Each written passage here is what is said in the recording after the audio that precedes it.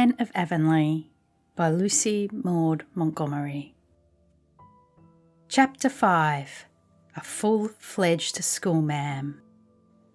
When Anne reached the school that morning for the first time in her life, she had traversed the birch path, deaf and blind to its beauties.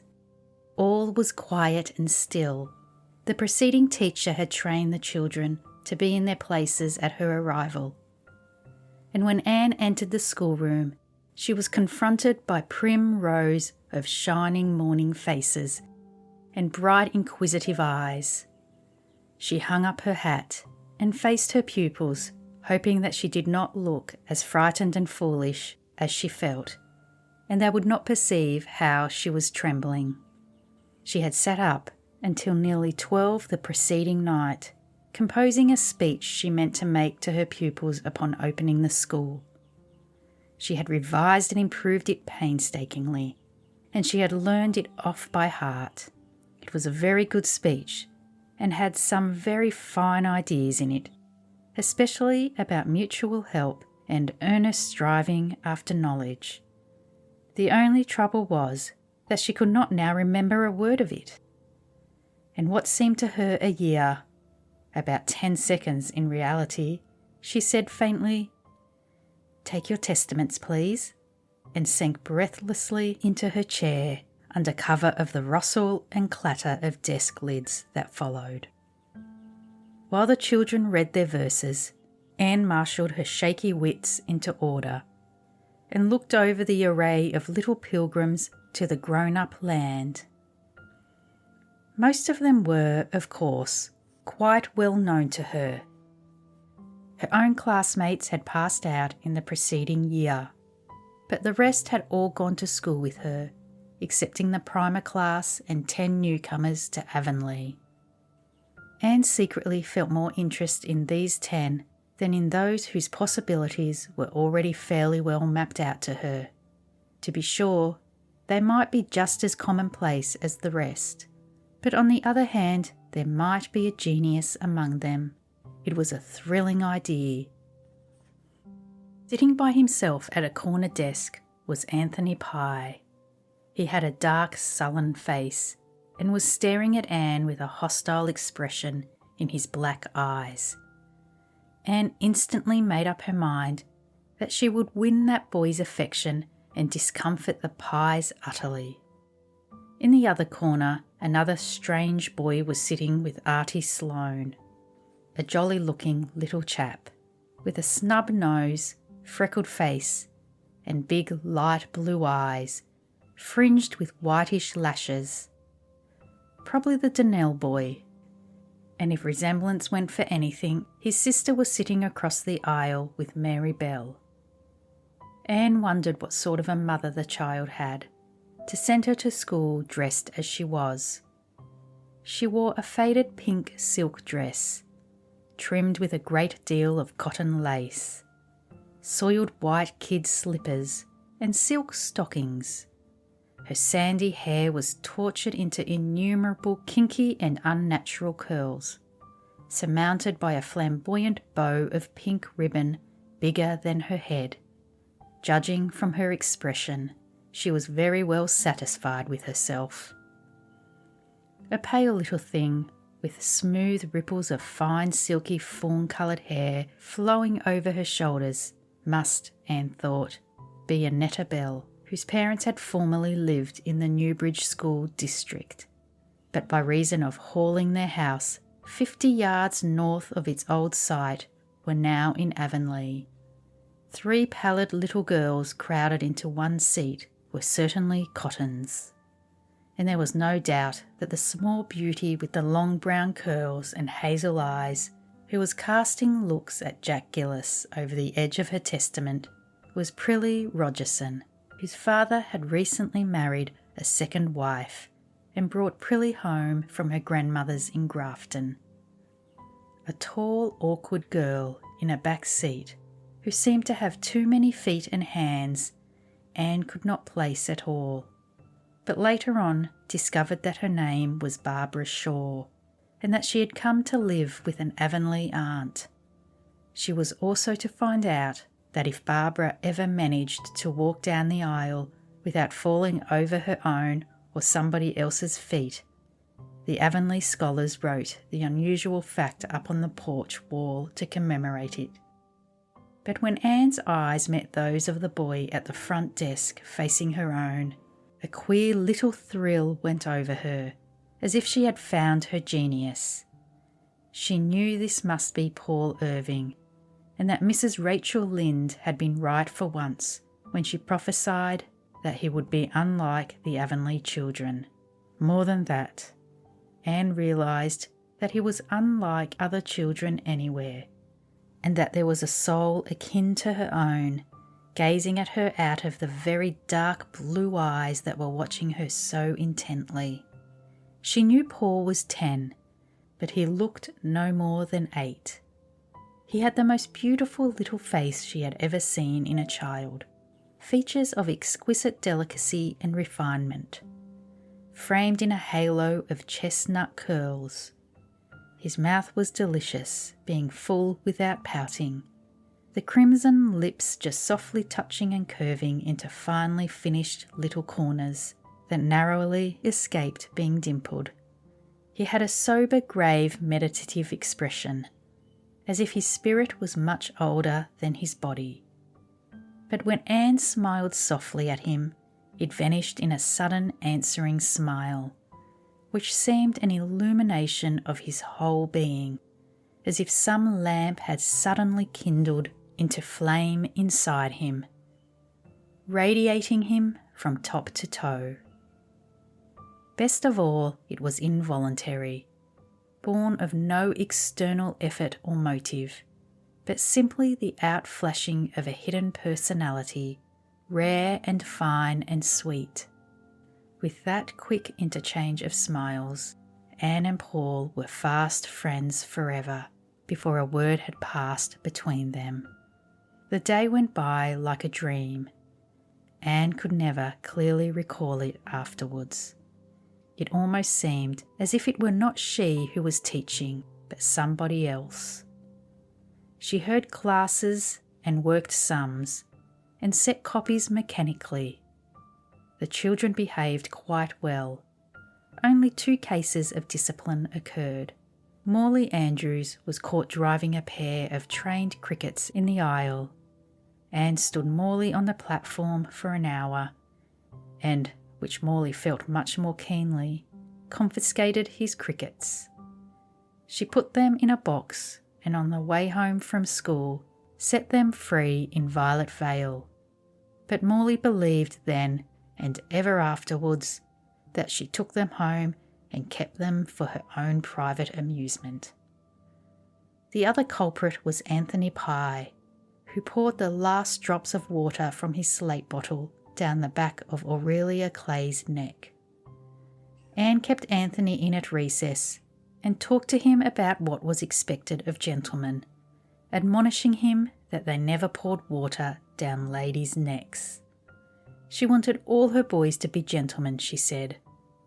Her little lecture was quite kind and touching, but unfortunately Anthony remained absolutely untouched. He listened to her in silence, with the same sullen expression, and whistled scornfully as he went out. Anne sighed, and then cheered herself up by remembering that winning a Pye's affections, like the building of Rome, wasn't the work of a day. In fact, it was doubtful whether some of the Pyes had any affections to win, but Anne hoped better things of Anthony, who looked as if he might be a rather nice boy if one ever got behind his sullenness. When school was dismissed and the children had gone, Anne dropped wearily into her chair. Her head ached and she felt woefully discouraged. There was no real reason for discouragement, since nothing very dreadful had occurred. But Anne was very tired and inclined to believe that she would never learn to like teaching, and how terrible it would be to be doing something you didn't like every day for, well, say 40 years. Anne was of 2 minds whether to have her cry out then and there, or wait till she was safely in her own white room at home? Before she could decide, there was a click of heels and a silken swish on the porch floor, and Anne found herself confronted by a lady whose appearance made her recall a recent criticism of Mr. Harrison's on an overdressed female he had seen in a Charlottetown store. She looked like a head-on collision between a fashion plate and a nightmare. The newcomer was gorgeously arrayed in a pale blue summer silk, puffed, frilled and shirred wherever puff, frill or shirring could possibly be placed. Her head was surmounted by a huge white chiffon hat, decked with 3 long but rather stringy ostrich feathers.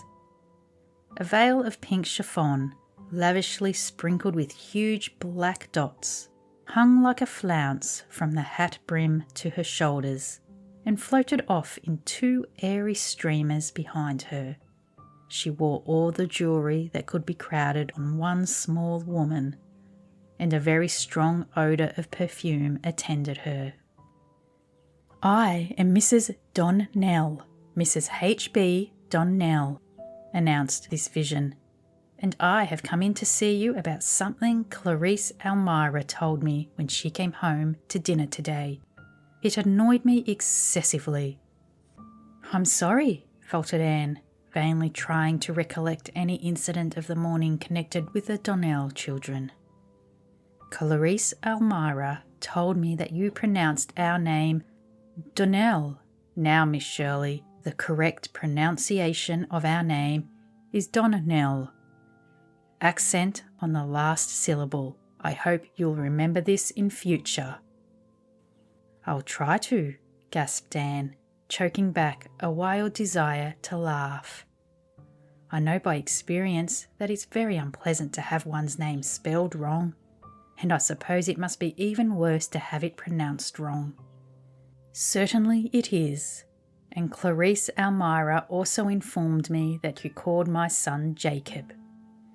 "He told me his name was Jacob," protested Anne. "I might have expected that," said Mrs. H.P. Donnell, in a tone which implied that gratitude in children was not to be looked for in this degenerate age. "That boy has such plebeian tastes, Miss Shirley. When he was born, I wanted to call him St. Clair. It sounds so aristocratic, doesn't it? But his father insisted he should be called Jacob after his uncle. I yielded because Uncle Jacob was a rich old bachelor. And what do you think, Miss Shirley? When our innocent boy was 5 years old, Uncle Jacob actually went and got married, and now he has 3 boys of his own. Did you ever hear of such ingratitude? The moment the invitation to the wedding, for he had the impertinence to send us an invitation, Miss Shirley, came to the house, I said, 'No more Jacobs for me, thank you.' From that day I called my son St. Clair, and St. Clair I am determined he shall be called. His father obstinately continues to call him Jacob, and the boy himself has a perfectly unaccountable preference for the vulgar name. But St. Clair he is, and St. Clair he shall remain. You will kindly remember this, Miss Shirley, will you not? Thank you. I told Clarice Almira that I was sure it was only a misunderstanding, and that a word would set it right. Donnell, accent on last syllable, and St. Clair, on no account Jacob. You'll remember, thank you." When Mrs. H.B. Donnell had skimmed away, Anne locked the school door and went home. At the foot of the hill she found Paul Irving by the birch path. He held out to her a cluster of the dainty little wild orchids, which Avonlea children called rice lilies. "Please, teacher, I found these in Mr. Wright's field," he said shyly, "and I came back to give them to you, because I thought you were the kind of lady that would like them, and because," he lifted up his big beautiful eyes, "I like you, teacher." "You darling," said Anne, taking the fragrant spikes. As if Pa's words had been magic, discouragement and weariness passed from her spirit, and hope upwelled in her heart like a dancing fountain. She went through the birch path light-footedly, attended by the sweetness of her orchids as if by a benediction. "Well, how did you get along?" Marilla wanted to know. "Ask me that a month later and I may be able to tell you. I can't now. I don't know myself. I'm too near it. My thoughts feel as if they had been all stirred up until they were thick and muddy. The only thing I feel really sure of having accomplished today is that I taught Cliffy right that A is A. You never knew it before. Isn't it something to have started a soul along a path that may end in Shakespeare and Paradise Lost?" Mrs. Lynde came up later on with more encouragement. That good lady had waylaid the schoolchildren at her gate and demanded of them how they liked their new teacher. "And every one of them said they liked you splendid, Anne, except Anthony Pye. I must admit he didn't. He said you weren't any good, just like all girl teachers.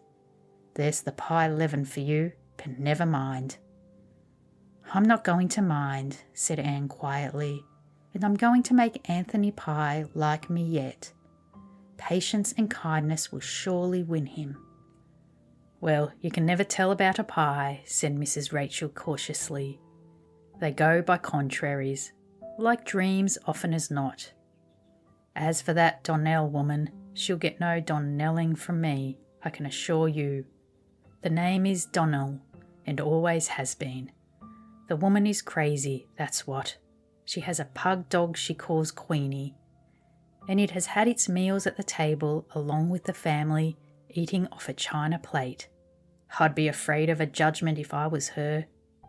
Thomas says Donnell himself is a sensible, hard-working man, but he hadn't much gumption when he picked out a wife, that's what." Chapter 6. All sorts and conditions of men and women. A September day on Prince Edward Island's hills. A crisp wind blowing up over the sand dunes from the sea. A long red road winding through fields and woods, now looping itself about a corner of thick-set spruces, now threading a plantation of young maples with great feathery sheets of ferns beneath them, now dipping down into a hollow where a brook flashed out of the woods and into them again, now basking in open sunshine between ribbons of goldenrod and smoke-blue asters. Air athrill with the pipings of myriads of crickets, those glad little pensioners of the summer hills. A plump brown pony ambling along the road. 2 girls behind him, full to the lips with the simple, priceless joy of youth and life. Oh, this is a day left over from Eden, isn't it, Diana? And Anne sighed for sheer happiness. The air has magic in it. Look at the purple in the cup of the Harvest Valley, Diana. And oh, do smell the dying fir. It's coming up from that little sunny hollow where Mr. Eben Wright has been cutting fence poles. Bliss is it on such a day to be alive. But to smell dying fir is very heaven. That's 2/3 Wordsworth and 1/3 Anne Shirley. It doesn't seem possible that there should be dying fir in heaven, does it? And yet it doesn't seem to me that heaven would be quite perfect if you couldn't get a whiff of dead fir as you went through its woods. Perhaps we'll have the odour there without the death. Yes, I think that will be the way. That delicious aroma must be the souls of the firs. And of course it will be just souls in heaven. "Trees haven't souls," said practical Diana, "but the smell of dead fir is certainly lovely. I'm going to make a cushion and fill it with fir needles. You'd better make one too, Anne." "I think I shall, and use it for my naps. I'd be certain to dream I was a dryad or a wood nymph then. But just this minute I'm well content to be Anne Shirley, Avonlea schoolma'am, driving over a road like this on such a sweet, friendly day. It's a lovely day, but we have anything but a lovely task before us, sighed Diana. Why on earth did you offer to canvass this road, Anne? Almost all the cranks in Avonlea live along it, and we'll probably be treated as if we were begging for ourselves. It's the very worst road of all. That is why I chose it. Of course Gilbert and Fred would have taken this road if we had asked them. But you see, Diana, I feel responsible for the AVIS since I was the first to suggest it. And it seems to me that I ought to do the most disagreeable things. I'm sorry on your account, but you needn't say a word at the cranky places. I'll do all the talking. Mrs. Lynde would say I was well able to. Mrs. Lynde doesn't know whether to approve of our enterprise or not. She inclines to when she remembers that Mr. and Mrs. Allen are in favour of it. But the fact that the Village Improvement Societies first originated in the States is a count against it. So she is halting between two opinions, and only success will justify us in Mrs. Lynde's eyes. Priscilla is going to write a paper for our next improvement meeting, and I expect it will be good. For her aunt is such a clever writer, and no doubt it runs in the family.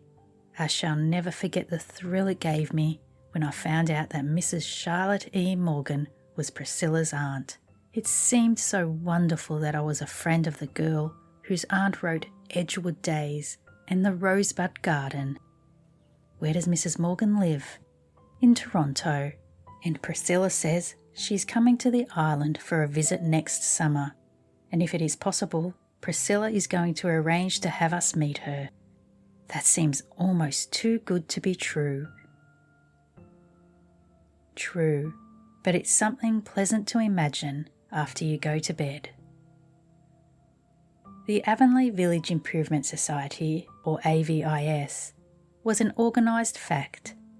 Gilbert Blythe was president, Fred Wright vice president, Anne Shirley secretary, and Diana Barry treasurer.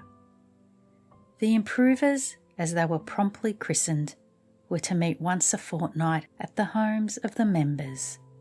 It was admitted that they could not expect to effect many improvements so late in the season, but they meant to plan the next summer's campaign, collect and discuss ideas, write and read papers, and as Anne said, educate public sentiment generally. There was some disapproval, of course, and, which the improvers felt much more keenly, a good deal of ridicule. Mr. Elisha Wright was reported to have said that a more appropriate name for the organisation would be Courting Club. Mrs. Miriam Sloane declared she had heard the improvers meant to plough up all the roadsides and set them out with geraniums. Mr. Levi Bolter warned his neighbours that the improvers would insist that everybody pull down his house and rebuild it after plans approved by the society. Mr. James Spencer sent them word that he wished they would kindly shovel down the church hill. Eben Wright told Anne that he wished the improvers could induce old Hosea Sloane to keep his whiskers trimmed. Mr. Lawrence Bell said he would whitewash his barns if nothing else would please them, but he would not hang lace curtains in his cow stable windows.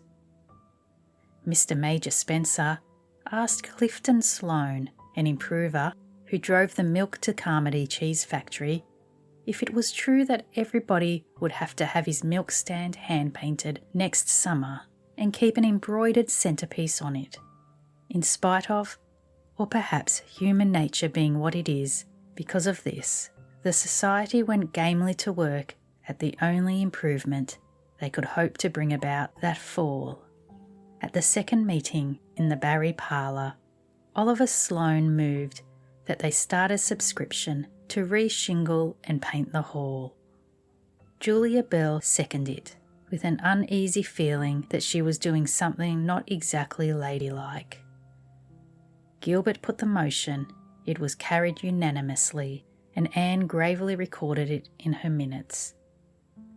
The next thing was to appoint a committee, and Gertie Pye, determined not to let Julia Bell carry off all the laurels, boldly moved that Miss Jane Andrews be chairman of said committee. This motion being also duly seconded and carried, Jane returned the compliment by appointing Gertie on the committee, along with Gilbert, Anne, Diana, and Fred Wright. The committee chose their routes in private conclave. Anne and Diana were off for the Newbridge Road, Gilbert and Fred for the White Sands Road, and Jane and Gertie for the Carmody Road. Because, explained Gilbert to Anne as they walked home together through the haunted wood, the Pyes all live along that road, and they won't give a cent unless one of themselves canvasses them. The next Saturday, Anne and Diana started out. They drove to the end of the road and canvassed homeward, calling first on the Andrews girls. "If Catherine is alone, we may get something," said Diana, "but if Eliza is there, we won't." Eliza was there, very much so, and looked even grimmer than usual. Miss Eliza was one of those people who give you the impression that life is indeed a vale of tears, and that a smile, never to speak of a laugh, is a waste of nervous energy, truly reprehensible. The Andrews girls had been girls for 50-odd years, and seemed likely to remain girls to the end of their earthly pilgrimage. Catherine, it was said, had not entirely given up hope, but Eliza, who was born a pessimist, had never had any. They lived in a little brown house built in a sunny corner, scooped out of Mark Andrews' beech woods. Eliza complained that it was terrible hot in summer, but Catherine was wont to say it was lovely and warm in winter. Eliza was sewing patchwork, not because it was needed, but simply as a protest against the frivolous lace Catherine was crocheting. Eliza listened with a frown and Catherine with a smile as the girls explained their errand. To be sure, whenever Catherine caught Eliza's eye, she discarded the smile in guilty confusion, but it crept back the next moment. "If I had money to waste," said Eliza grimly, "I'd burn it up and have the fun of seeing a blaze maybe, but I wouldn't give it to that hall, not a cent.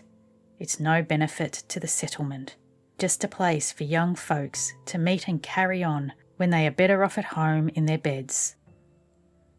"Oh, Eliza, young folks must have some amusement," protested Catherine. "I don't see the necessity. We didn't get about to halls and places when we were young, Catherine Andrews. This world is getting worse every day." "I think it's getting better," said Catherine firmly. "You think?" Miss Eliza's voice expressed the utmost contempt. "It doesn't signify what you think, Catherine Andrews. Facts is facts." "Well, I always like to look on the bright side, Eliza." "There isn't any bright side." "Oh, indeed there is," cried Anne, who couldn't endure much heresy in silence. "Why, there are ever so many bright sides, Miss Andrews. It's really a beautiful world." "You won't have such a high opinion of it when you've lived as long in it as I have," retorted Miss Eliza sourly. "And you won't be so enthusiastic about improving it either. How is your mother, Diana? Dear me, but she has failed of late. She looks terrible run down. And how long is it before Marilla expects to be stone blind, Anne?" "The doctor thinks her eyes will not get any worse if she is very careful," faltered Anne. Eliza shook her head. "Doctors always talk like that, just to keep people cheered up. I wouldn't have much hope if I was her. It's best to be prepared for the worst." "But oughtn't we to be prepared for the best too?" pleaded Anne. "It's just as likely to happen as the worst." Not in my experience, and I've 57 years to set against your 16, retorted Eliza. Going, are you? Well, I hope this new society of yours will be able to keep Avonlea from running any further downhill, but I haven't much hope of it. Anne and Diana got themselves thankfully out and drove away as fast as the fat pony could go. As they rounded the curve below the beech wood, a plump figure came speeding over Mr. Andrews' pasture, waving to them excitedly.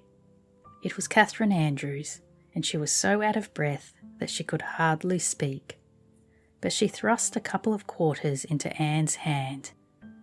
"That's my contribution to painting the hall," she gasped. "I'd like to give you $1, but I don't dare take more from my egg money, for Eliza would find it out if I did. I'm real interested in your society, and I believe you're going to do a lot of good. I'm an optimist. I have to be, living with Eliza. I must hurry back before she misses me. She thinks I'm feeding the hens. I hope you'll have good luck canvassing, and don't be cast down over what Eliza said. The world is getting better. It certainly is." The next house was Daniel Blair's. "Now, it all depends on whether his wife is home or not," said Diana.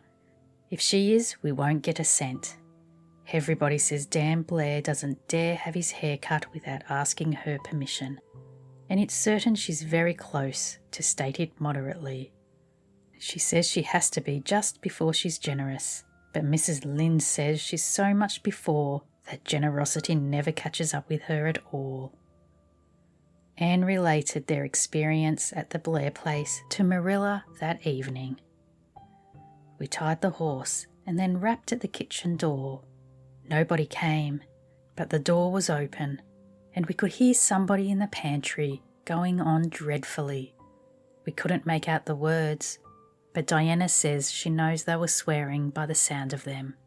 I can't believe that of Mr. Blair, for he is always so quiet and meek. But at least he had great provocation. For Marilla, when that poor man came to the door, red as a beet, with perspiration streaming down his face, he had on one of his wife's big gingham aprons. 'I can't get this darned thing off,' he said, 'for the strings are tied in a hard knot, and I can't bust 'em, so you'll have to excuse me, ladies.'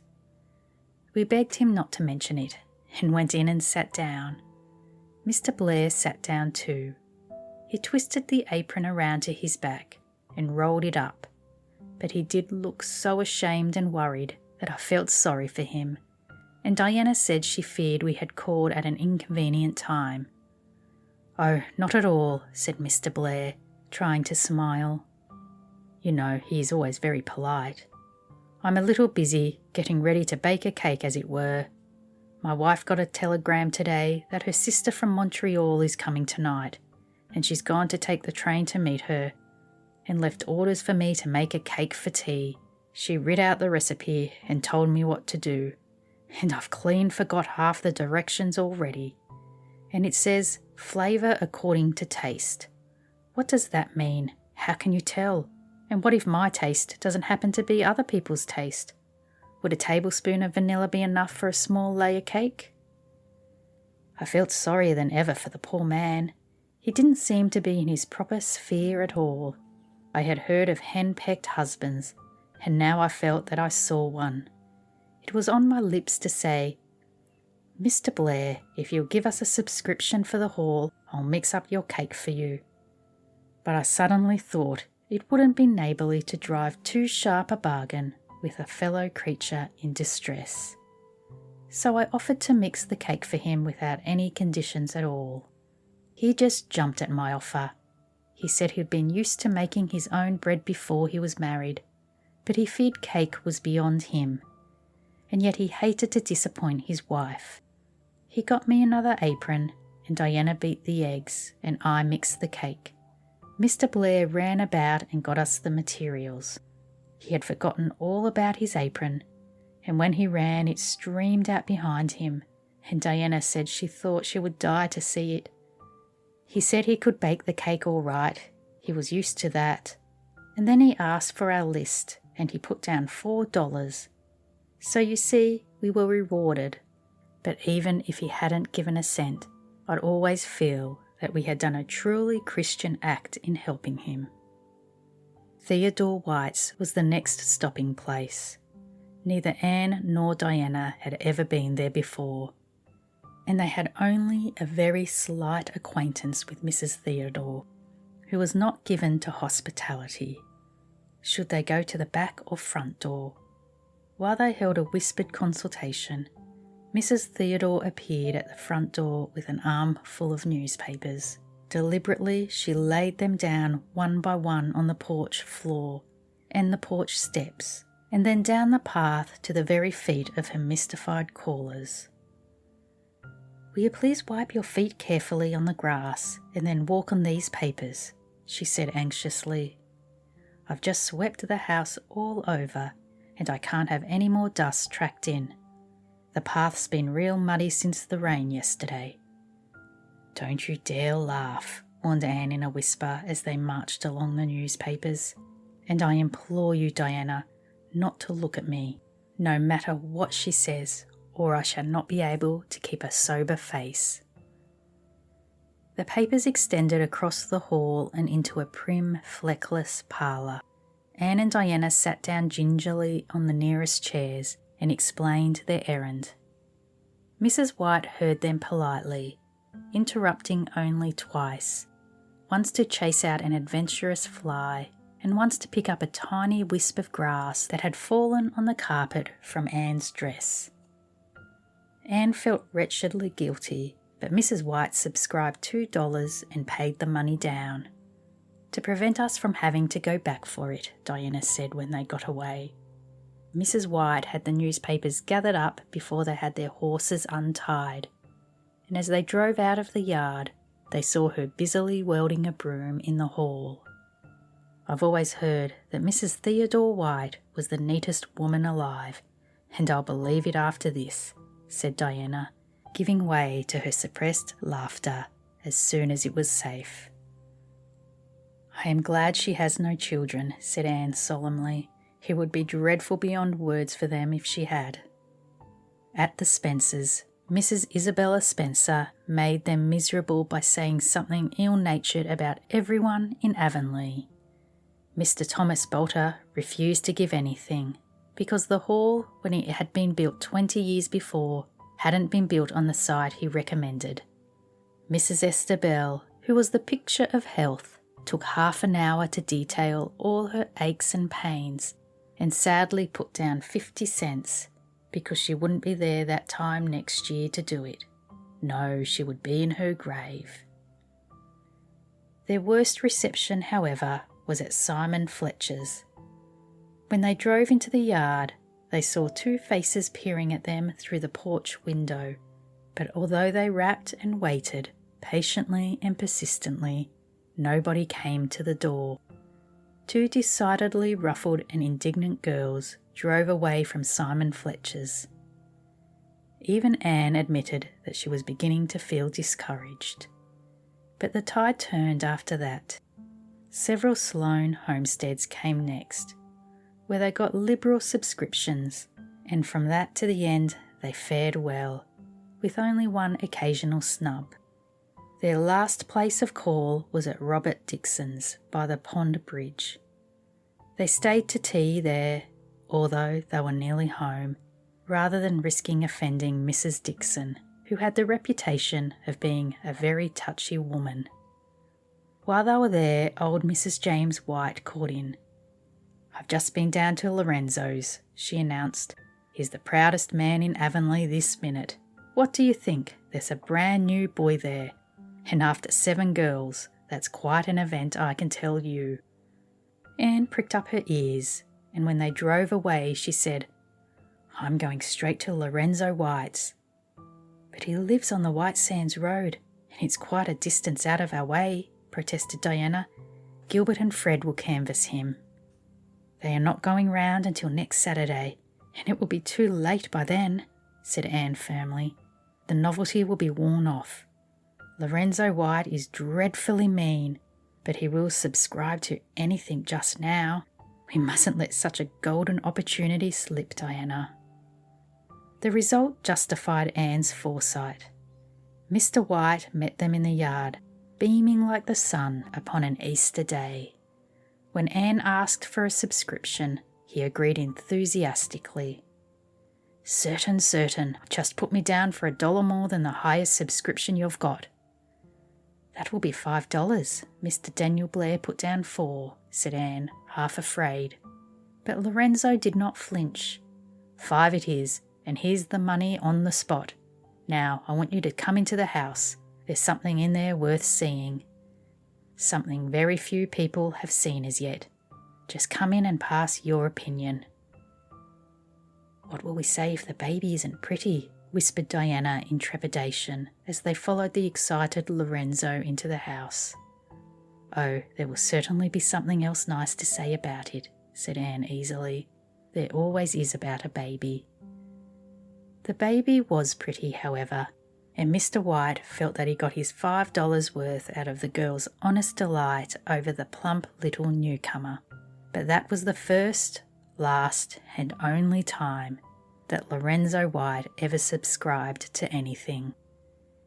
Anne, tired as she was, made one more effort for the public wheel that night, slipping over the fields to interview Mr. Harrison, who was as usual smoking his pipe on the veranda with Ginger beside him.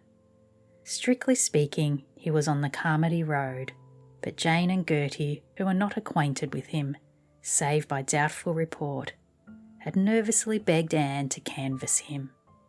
Mr. Harrison, however, flatly refused to subscribe a cent.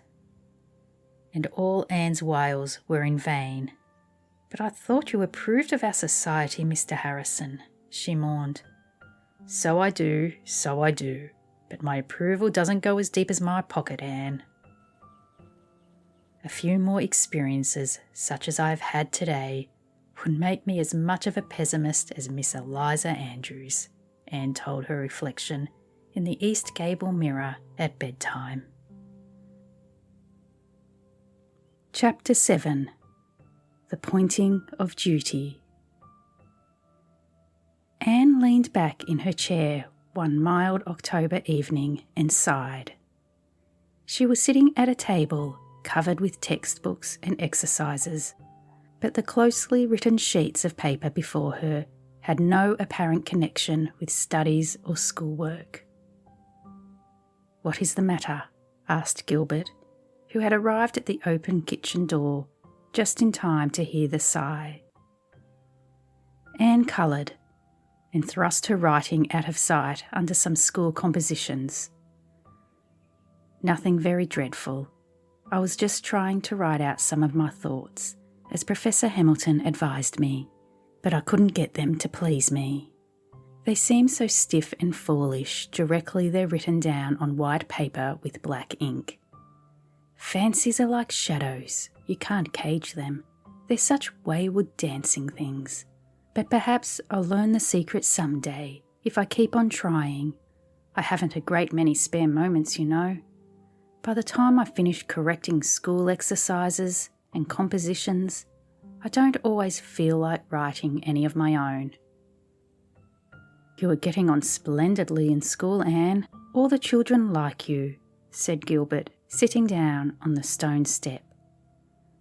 "No, not all.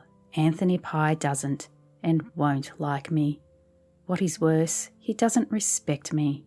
No, he doesn't. He simply holds me in contempt, and I don't mind confessing to you that it worries me miserably. It isn't that he's very bad. He's only rather mischievous, but no worse than some of the others. He seldom disobeys me, but he obeys with a scornful air of toleration, as if it wasn't worth a while disputing the point, or he would. And it has a bad effect on the others. I've tried every way to win him, but I'm beginning to fear I never shall. I want to, for he's rather a cute little lad, if he is a Pye, and I could like him if he'd let me." "Probably it's merely the effect of what he hears at home," said Gilbert. Not altogether. Anthony is an independent little chap and makes up his own mind about things. He has always gone to men before, and he says girl teachers are no good. Well, we'll see what patience and kindness will do. I like overcoming difficulties, and teaching is really very interesting work. Paul Irving makes up for all that is lacking in the others. That child is a perfect darling, Gilbert, and a genius into the bargain. I'm persuaded the world will hear of him some day, concluded Anne in a tone of conviction.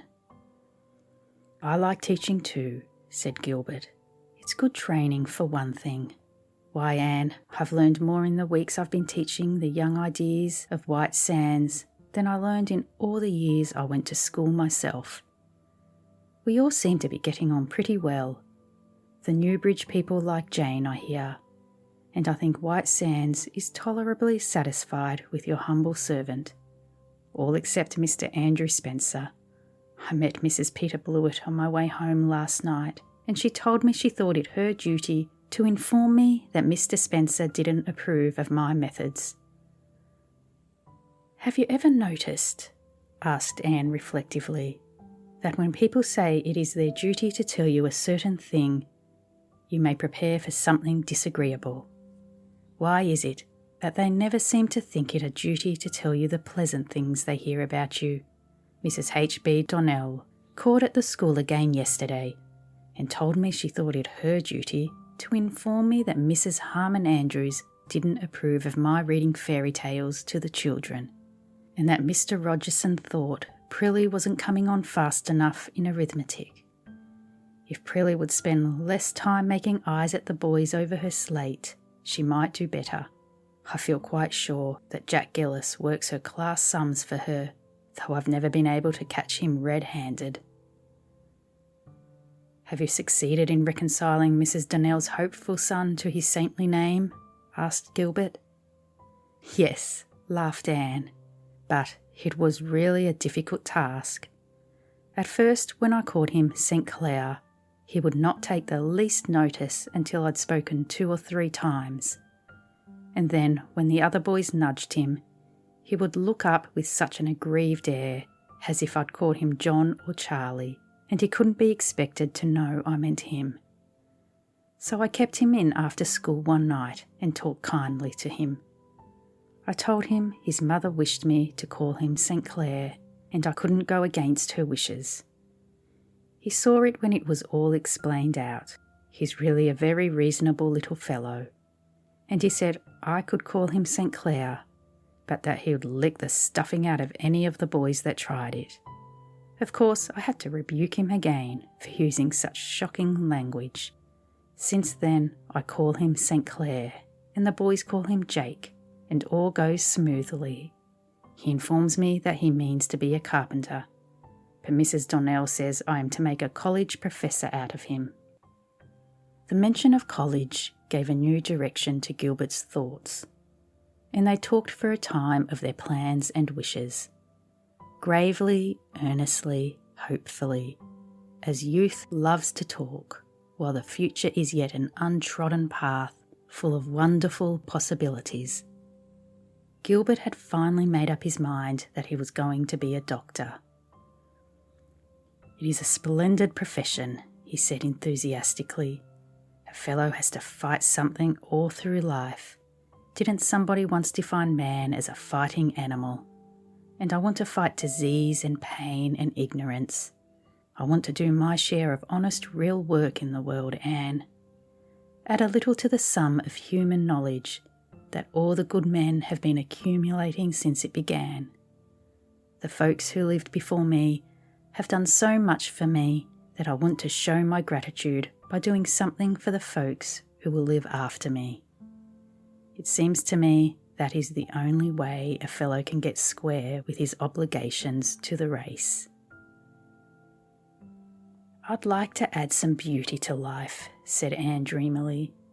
I don't exactly want to make people know more, though I know that is the noblest ambition, but I'd love to make them have a pleasanter time because of me, to have some little joy or happy thought, that would never have existed if I hadn't been born.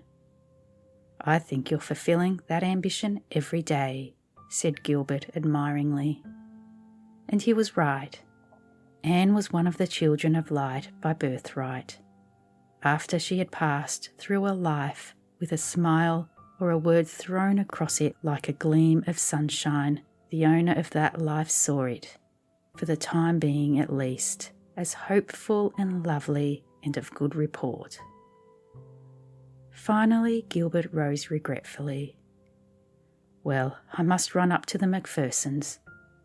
Moody Spurgeon came home from Queen's today, and he was to bring me out a book Professor Boyd is lending me. And I must get Marilla's tea. She went to see Mrs. Keith this evening, and she will soon be back. Anne had tea ready when Marilla came home. The fire was crackling cheerily. A vase of frost-bleached ferns and ruby-red maple leaves adorned the table, and delectable odours of ham and toast pervaded the air. But Marilla sank into her chair with a deep sigh. "Are your eyes troubling you? Does your head ache?" queried Anne anxiously. "No, I'm only tired and worried. It's about Mary and those children. Mary is worse. She can't last much longer. And as for the twins, I don't know what is to become of them." "Hasn't their uncle been heard from yet?" "Yes, Mary had a letter from him. He's working in a lumber camp and shacking it, whatever that means. Anyway, he says he can't possibly take the children till the spring. He expects to be married then, and will have a home to take them to. But he says she must get some of the neighbours to keep them for the winter. Mary says she can't bear to ask any of them, as she never got on any too well with the East Grafton people, and that's a fact. And the long and short of it is, Anne, that I'm sure Mary wants me to take those children. She didn't say so, but she looked it." Oh, Anne clasped her hands, all athrill with excitement. "And of course you will, Marilla, won't you?" "I haven't made up my mind," said Marilla rather tartly. "I don't rush into things in your headlong way, Anne. Third cousinship is a pretty slim claim. And it will be a fearful responsibility to have 2 children of 6 years to look after. Twins at that." Marilla had an idea that twins were just twice as bad as single children.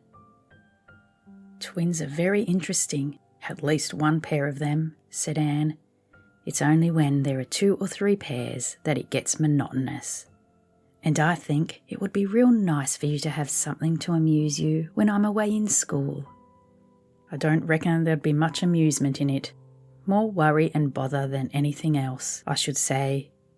It wouldn't be so risky if they were even as old as you were when I took you. I wouldn't mind Dora so much. She seems good and quiet, but that Davy is a limb." Anne was fond of children, and her heart yearned over the Keith twins. The remembrance of her own neglected childhood was very vivid with her still. She knew that Marilla's only vulnerable point was her stern devotion to what she believed to be her duty.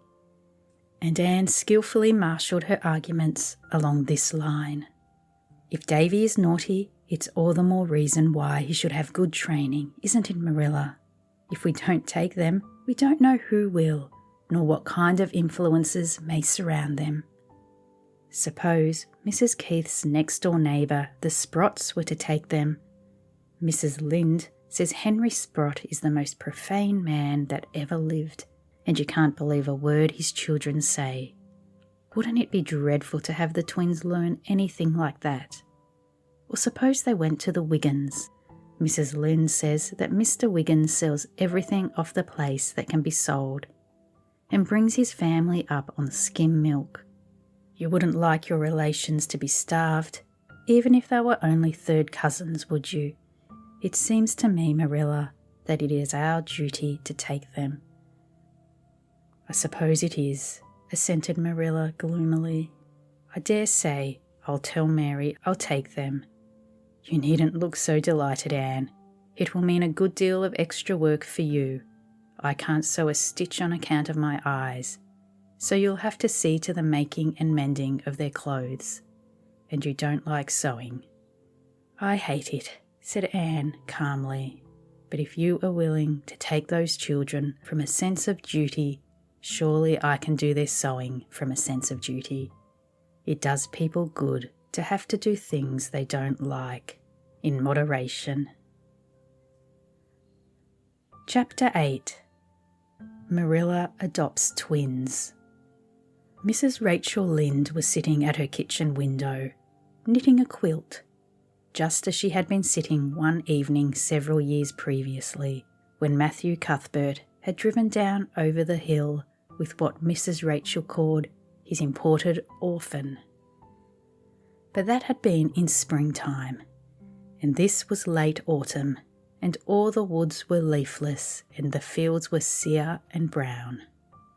The sun was just setting with a great deal of purple and golden pomp behind the dark woods west of Avonlea, when a buggy drawn by a comfortable brown nag came down the hill. Mrs. Rachel peered at it eagerly.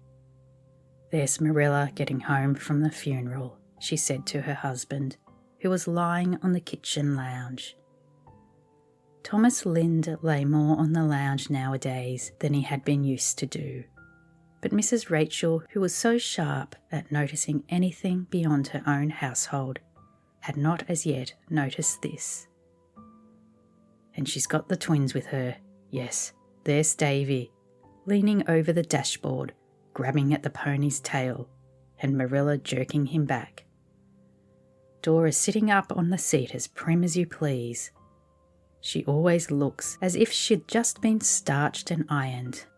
Well, poor Marilla is going to have her hands full this winter, and no mistake. Still, I don't see that she could do anything less than take them, under the circumstances, and she'll have Anne to help her. Hands tickled to death over the whole business. Dear me, it doesn't seem a day since poor Matthew brought Anne herself home, and everybody laughed at the idea of Marilla bringing up a child. And now she has adopted twins. You're never safe from being surprised till you're dead." The fat pony jogged over the bridge in Lynn's Hollow and along the Green Gables lane. Marilla's face was rather grim. It was 10 miles from East Grafton, and Davy Keith seemed to be possessed with a passion for perpetual motion.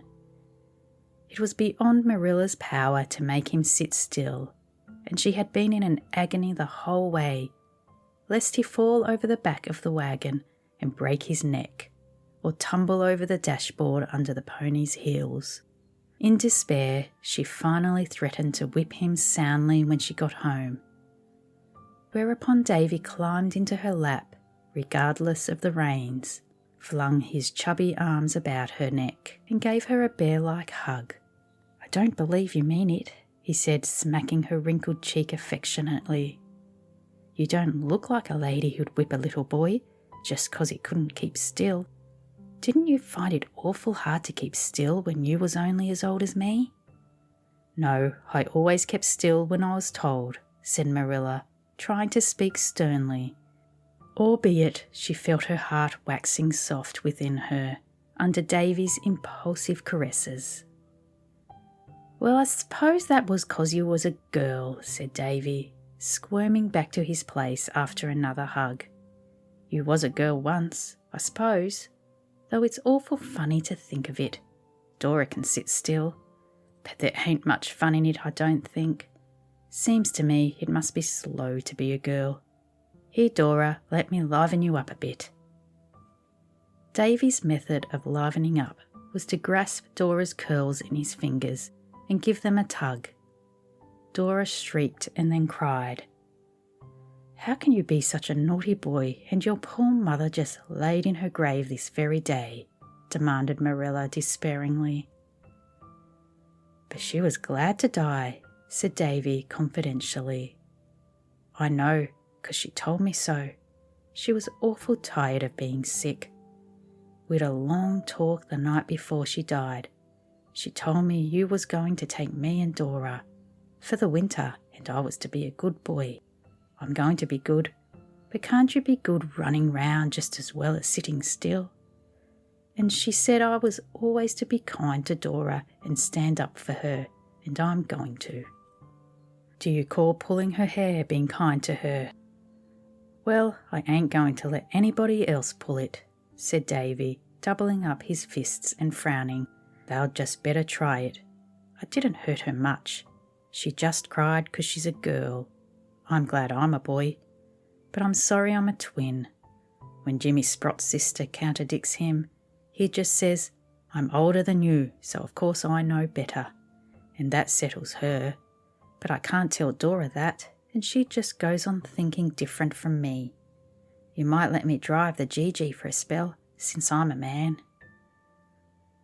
Altogether, Marilla was a thankful woman when she drove into her own yard, where the wind of the autumn night was dancing with the brown leaves. Anne was at the gate to meet them and lift the twins out. Dora submitted calmly to be kissed, but Davy responded to Anne's welcome with one of his hearty hugs and the cheerful announcement, I'm Mr. Davy Keith. At the supper table, Dora behaved like a little lady, but Davy's manners left much to be desired. I'm so hungry, I ain't got time to eat politely, he said when Marilla reproved him. Dora ain't half as hungry as I am. Look at all the exercise I took on the road here. That cake's awful nice and plummy. We haven't had any cake at home for ever so long, 'cause Mother was too sick to make it, and Mrs. Sprott said it was as much as she could do to bake our bread for us. And Mrs. Wiggins never puts any plums in her cakes. Can I have another piece?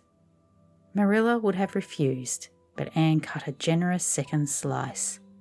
However, she reminded Davy that he ought to say thank you for it. Davy merely grinned at her and took a huge bite. When he had finished the slice, he said, If you give me another piece, I'll say thank you for it. No, you have had plenty of cake, said Marilla in a tone which Anne knew and Davy was to learn to be final. Davy winked at Anne, and then, leaning over the table, snatched Dora's first piece of cake, from which she had just taken one dainty little bite out of her very fingers, and opening his mouth to the fullest extent, crammed the whole slice in. Dora's lip trembled, and Marilla was speechless with horror. Anne promptly exclaimed, with her best schoolma'am air, Oh, Davy, gentlemen don't do things like that. I know they don't, said Davy as soon as he could speak, but I ain't a gentleman. But don't you want to be? Said shocked Anne. Course I do, but you can't be a gentleman till you grow up. Oh, indeed you can, Anne hastened to say, thinking she saw a chance to sow good seed betimes. You can begin to be a gentleman when you are a little boy, and gentlemen never snatch things from ladies, or forget to say thank you, or pull anybody's hair. Well, they don't have much fun, that's a fact, said Davy frankly. I guess I'll wait till I'm grown up to be one. Marilla, with a resigned air, had cut another piece of cake for Dora. She did not feel able to cope with Davy just then. It had been a hard day for her, what with the funeral and the long drive. At that moment she looked forward to the future with a pessimism that would have done credit to Eliza Andrews herself. The twins were not noticeably alike, although both were fair. Dora had long, sleek curls that never got out of order. Davy had a crop of fuzzy little yellow ringlets all over his round head. Dora's hazel eyes were gentle and mild. Davy's were as roguish and dancing as an elf's. Dora's nose was straight. Davy's was a positive snub. Dora had a prunes and prisms mouth. Davy's was all smiles. And besides, he had a dimple in one cheek and none in the other, which gave him a dear comical, lopsided look when he laughed. Mirth and mischief lurked in every corner of his little face. "They better go to bed," said Marilla, who thought it was the easiest way to dispose of them. "Dora will sleep with me, and you can put Davy in the west gable. You're not afraid to sleep alone, are you, Davy?" "No, but I ain't going to bed for ever so long yet," said Davy comfortably. "Oh, yes you are." That was all the much-tried Marilla said. But something in her tone squelched even Davy. He trotted obediently upstairs with Anne. "When I'm grown up, the very first thing I'm going to do is stay up all night just to see what it would be like," he told her confidentially. In after years, Marilla never thought of that first week of the twins' sojourn at Green Gables without a shiver. Not that it really was so much worse than the weeks that followed it, but it seemed so by reason of its novelty. There was seldom a waking minute of any day when Davy was not in mischief or devising it. But his first notable exploit occurred 2 days after his arrival on Sunday morning, a fine warm day as hazy and mild as September. Anne dressed him for church, while Marilla attended to Dora.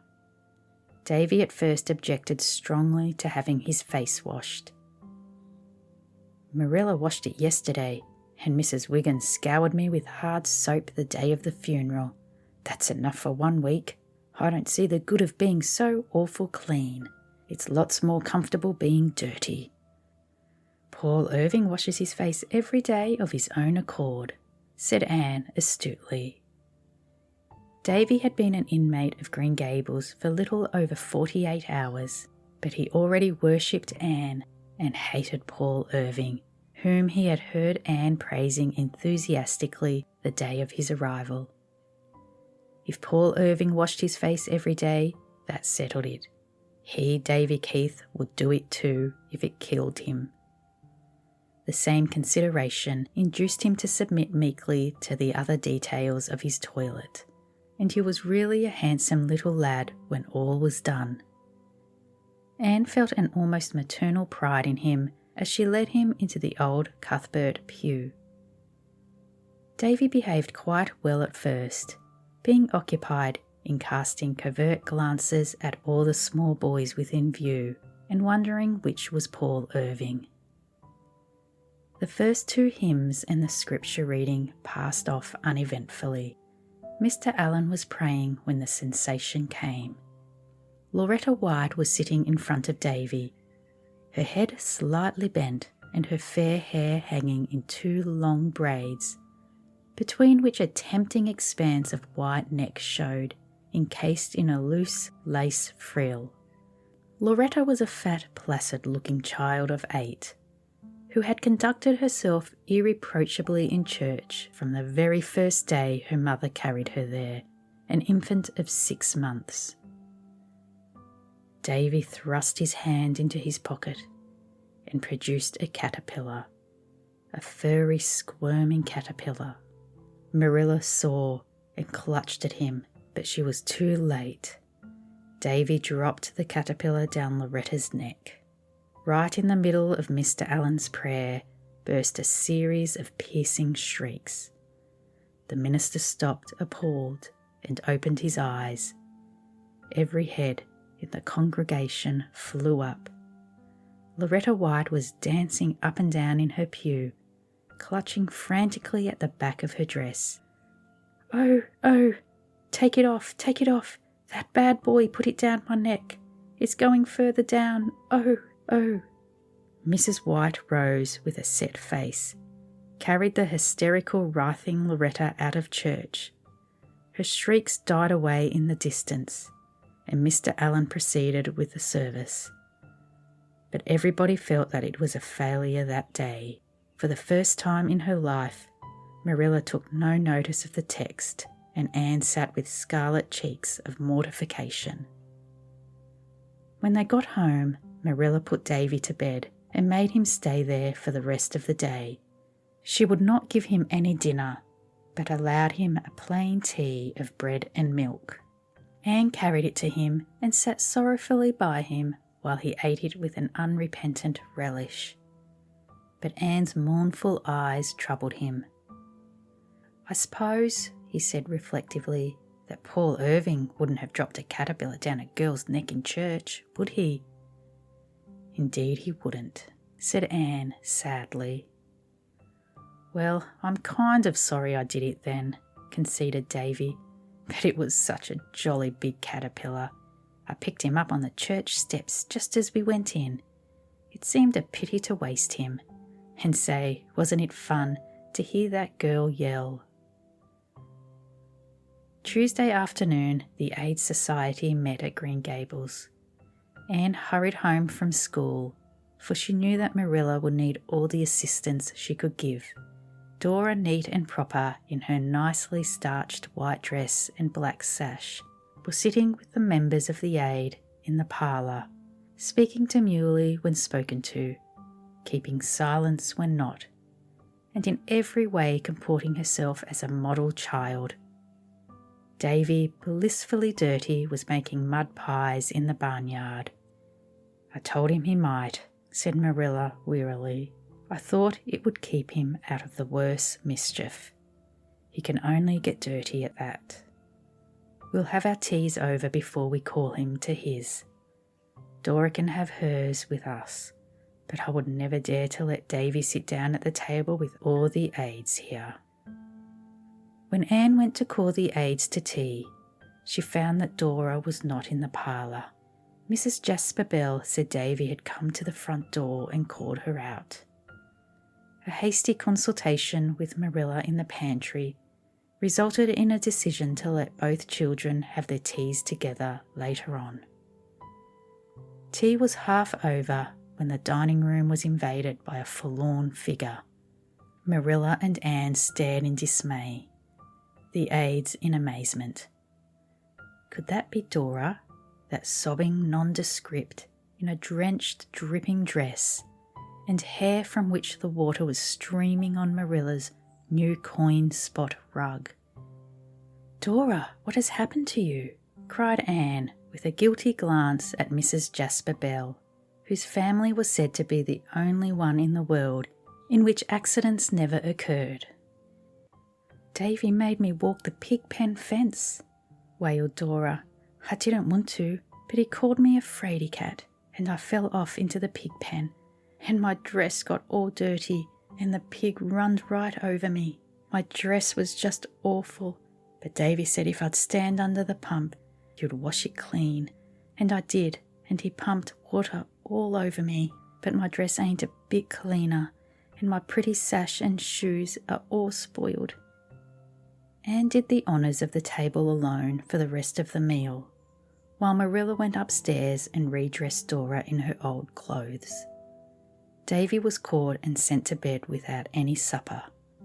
Anne went to his room at twilight and talked to him seriously, a method in which she had great faith, not altogether unjustified by results.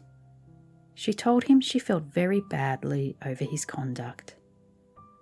"I feel sorry now myself," admitted Davy, "but the trouble is I never feel sorry for doing things till after I've did them. Dora wouldn't help me make pies 'cause she was afraid of messing her clothes, and that made me hopping mad. I suppose Paul Irving wouldn't have made his sister walk a pig pen fence if he knew she'd fall in. No, he would never dream of such a thing. Paul is a perfect little gentleman." Davy screwed his eyes tight shut and seemed to meditate on this for a time. Then he crawled up and put his arms about Anne's neck, snuggling his flushed little face down on her shoulder.